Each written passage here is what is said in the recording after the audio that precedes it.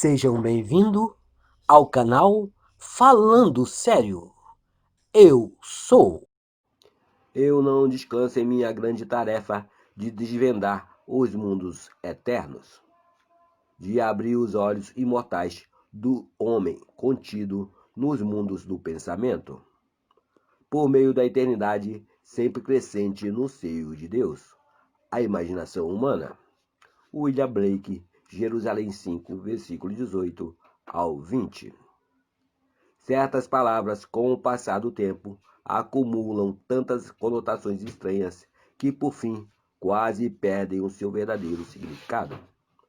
Tal palavra é a imaginação. Esta palavra serve para descrever vários tipos de ideias, algumas delas diretamente opostas uma à outra. Fantasia, pensamento, alucinação, desconfiança.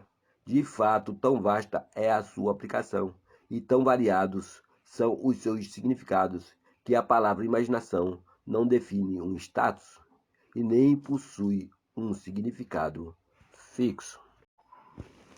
Por exemplo, às vezes pedimos a um homem para usar a sua imaginação, indicando que a sua atual perspectiva é muito limitada e, portanto, não é suficiente para realizar a sua tarefa. Logo em seguida, lhe dizemos que suas ideias são pura imaginação, expressando assim que suas ideias são infundadas. Dizemos que uma pessoa ciumenta ou desconfiada é vítima de sua própria imaginação, insinuando que os seus pensamentos são falsos. No minuto seguinte, damos a um homem o mais alto tributo, destacando-o como um homem de grande imaginação. E assim a palavra imaginação não possui nenhum significado definido. Nem mesmo o dicionário nos ajuda neste sentido. Ele define a imaginação como 1. O poder de imaginar, ou ação mental. O princípio construtivo ou criativo. 2. Um fantasma. 3. Uma crença ou noção infundada. 4. Planejamento, plotagem ou esquema de construção mental. Eu associei e defini a figura central dos evangelhos como a imaginação humana, o poder que torna possível o perdão dos pecados e a realização dos nossos objetivos inevitável. Todas as coisas foram feitas por ele, e sem ele nada do que existe teria sido criado. João 1, versículo 3. Há apenas uma única coisa no mundo: imaginação. Todas as outras são apenas deformações da mesma. Ele é desprezado e rejeitado pelos homens, o homem das dores, e conheceu o seu sofrimento. Isaías 53, versículo 3. A imaginação é a porta de entrada para a realidade. O homem, disse Blake, é tanto a arca de Deus como uma fantasma da terra e da água. Naturalmente, ele é apenas um órgão natural sujeito aos sentidos. O corpo eterno do homem é a imaginação. Ela é o próprio Deus em si, o corpo divino. Jesus, nós somos seus membros. Eu não conheço melhor e mais verdadeira definição de imaginação que a de Blake. Através da imaginação, nós temos o poder de sermos qualquer coisa que desejamos ser. Através da imaginação, podemos desarmar e transformar a violência do mundo. Nossos relacionamentos são íntimos, assim como os mais casuais. Se tornam imaginativos quando despertamos para o mistério escondido através dos tempos, que Cristo em nós é a nossa imaginação. Nós descobriremos então que, à medida em que vivemos pela imaginação, é que nós verdadeiramente poderemos dizer que vivemos afinal. Eu quero que esta narrativa seja o mais simples, o mais claro e o mais franco trabalho narrativo que eu possa fazer e que eu possa encorajá-lo a trabalhar de maneira imaginativa, para que você possa abrir os olhos imortais dentro dos mundos do seu pensamento, onde você vê todas as coisas e os desejos do seu coração como grãos maduros, pronto para a colheita. Eu vim para que tenhas vida, e a tenhas em mais abundância. João 10, versículo 10. A vida abundante de Cristo nos prometeu já é nossa. Podemos experimentá-la agora, mas não enquanto nós não tivermos a Cristo como sentido da nossa imaginação. O mistério que esteve oculto por séculos e gerações e que agora foi manifesto aos seus santos, aquele entre os gentios, a quem Deus quis fazer conhecer quais são as riquezas desta glória, que é Cristo em vós, a esperança da glória. Colossenses 1, versículos 26 e 27. É a sua imaginação. Este é o mistério que eu sempre me esforço para compreender, e que me esforço ainda mais para que os outros também o compreendam. A imaginação é o nosso Redentor, o Senhor dos Exércitos, nascida através do homem, mas não concebida por ele. Todo homem é Maria, e a luz a Cristo deve dar. Se a história da Imaculada Conceição e do nascimento de Cristo parece ser irracional ao homem, é porque ele a interpreta erroneamente como um acontecimento cósmico, histórico e ou biográfico. E os novos exploradores da imaginação não ajudam, chamando-lhes de mente subconsciente ou inconsciente. O surgimento e o desenvolvimento da imaginação são a mudança gradual de um Deus tradicional para um Deus de comunhão. Se o nascimento de Cristo do homem parece lento, é porque o homem não está disposto a abandonar sua confortável, porém falsa fixação no tradicional. Moisés e Arão reuniram a congregação diante do rochedo, e em seguida Moisés exclamou: Ouvi agora, rebeldes! Será que teremos que fazer jorrar água desta rocha para vos saciar a sede? Em seguida, Moisés ergueu o braço e bateu na rocha 2 vezes com seu cajado. E imediatamente dela jorrou água potável, e saciou a sede de todo o povo e seus rebanhos. Números 20, versículos 10 e 11. Quando a imaginação for descoberta como o primeiro princípio da religião, a pedra do entendimento literal sentirá o toque da vara de Moisés, e como a pedra no deserto de Zin, jorrará a água do significado psicológico para saciar a sede da humanidade. E todos que beberem do cálice oferecido e viverem uma vida de acordo com esta verdade, irão transformar a água do significado psicológico no vinho do perdão. Então, como bom samaritano, eles irão derramá-lo sobre todas as feridas. O Filho de Deus não deve ser encontrado na história, e nem em qualquer forma externa. Ele só deverá ser achado como a imaginação daquele em quem a sua presença se torna manifesta.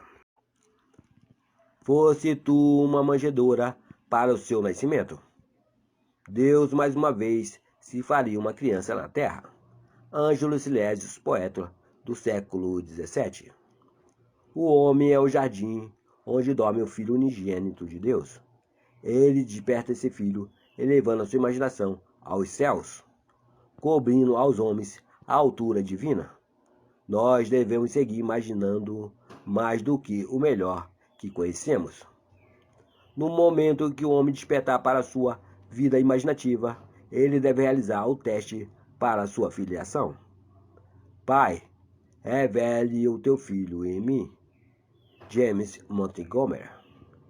Isto agrada a Deus, que me separou do ventre de minha mãe e me chamou pela sua graça.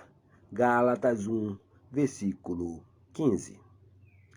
O teste supremo de filiação é o perdão dos pecados. O teste que sua imaginação é Jesus Cristo, o Filho de Deus. É a sua capacidade de perdoar o pecado. Pecado significa perder a marca em sua vida. Está aquém do seu ideal, não conseguia alcançar os seus objetivos. O perdão significa a identificação do homem com o seu ideal ou seu objetivo na vida. Esta é a função do despertar da imaginação, o seu supremo triunfo, pois ele testa a capacidade do homem de adentrar e comungar com a natureza oposta do seu estado. Que diga o fraco, eu sou forte. Jó 3, versículo 10. Racionalmente, isto é impossível. Somente uma imaginação despertada pode adentrar e comungar com a natureza do seu oposto. Esta concepção de Jesus Cristo ser a imaginação humana levanta uma série de questões fundamentais. Seria a imaginação um poder suficiente não só para permitir assumir que eu sou forte, mas também um poder que me torne capaz de executar tal ideia? Suponha que o desejo está em algum outro lugar ou em uma outra situação. Poderia eu, imaginando-me em tal estado ou lugar, alcançar a sua realização física? Suponha que eu não possa pagar por uma viagem e suponha que meu atual estado social e financeiro se oponha a essa ideia que eu quero realizar. A imaginação sozinha seria suficiente para realizar esse desejo? Imaginação compreende a razão? Por razão quero dizer deduções a partir das observações dos sentidos. Ela compreende o mundo dos fatos externos? Nos meios práticos da vida cotidiana, seria a imaginação um guia completo para o comportamento? Suponha que eu seja capaz de agir continuamente com a minha imaginação, ou seja, suponha que eu sou capaz de manter o sentimento de ter o meu desejo realizado. Minha suposição se manifestaria em um fato? E se ela se manifestasse em um fato, devo eu considerar que minhas ações durante o período de premeditações foram razoáveis? Minha imaginação é uma energia suficiente não só para assumir o sentimento do desejo realizado, mas também é por si só capaz de alcançar uma ideia? Depois de assumir que eu já sou o que eu quero ser, devo eu continuamente me guiar por ideias e ações razoáveis para o cumprimento da minha suposição?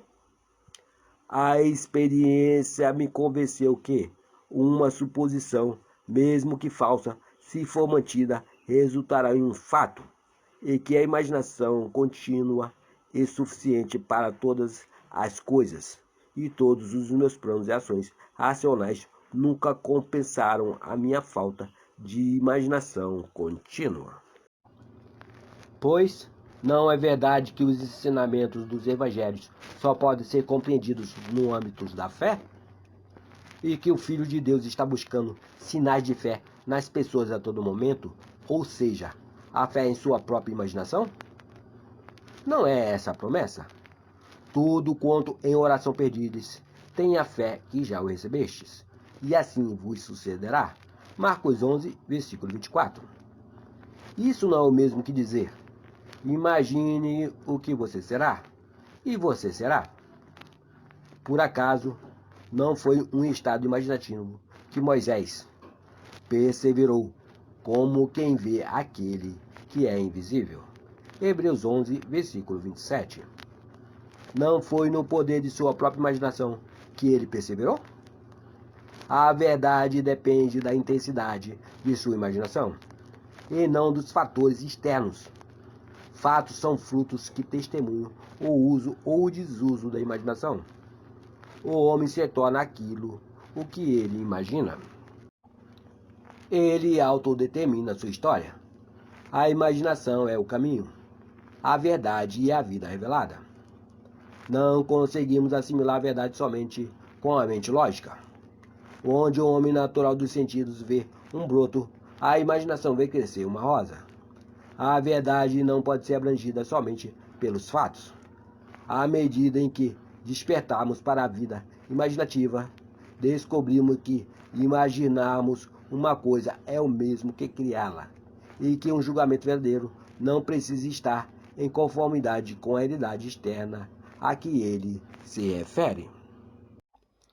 O homem imaginativo não nega a realidade do mundo exterior, da manifestação sensorial, mas ele sabe que é no mundo interior da imaginação contínua que está a força pela qual o mundo exterior da manifestação sensorial é trazido à realidade. Ele vê o mundo exterior e todos os seus acontecimentos como projeções do mundo interior da sua imaginação. Para ele, tudo é uma manifestação da atividade mental que se passa na imaginação do homem, mesmo quando o homem razoável e sensorial não está ciente disso.